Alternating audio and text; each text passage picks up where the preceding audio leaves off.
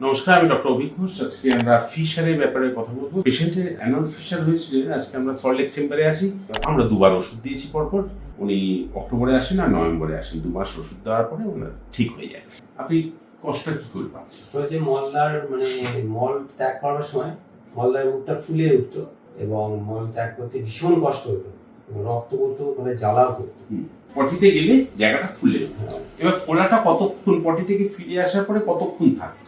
ওটা সারাদিন থাকতো না, ওটা মোটামুটি ঘন্টাখানেক ফুলে ওইভাবে থাকতো। ফোলা ভীষণ কষ্ট। কনস্টিপেশন ছিল আপনার, সেটাও কন্ট্রোল হয়েছে। আমরা যা সিম্পটমস পেয়েছি তাতে এমন খুব ভালো কাজ করছে। একবার দুবার দেওয়াতেই আমার কিন্তু জিনিসটা কমপ্লিট হয়েছে এবং এর মধ্যে আর তার কনস্টিপেশন ডেভেলপ করেনি আর অ্যানাল ফিশারও ডেভেলপ করেনি। আর আমাদের এটাই হচ্ছে হোমিওপ্যাথির কাছ থেকে গিফট পাওনা, যে একটা জিনিস যদি আমরা সারিয়ে ফেলি তাহলে যেন সেটা বিনা ওষুধে পেশেন্ট চলতে পারে।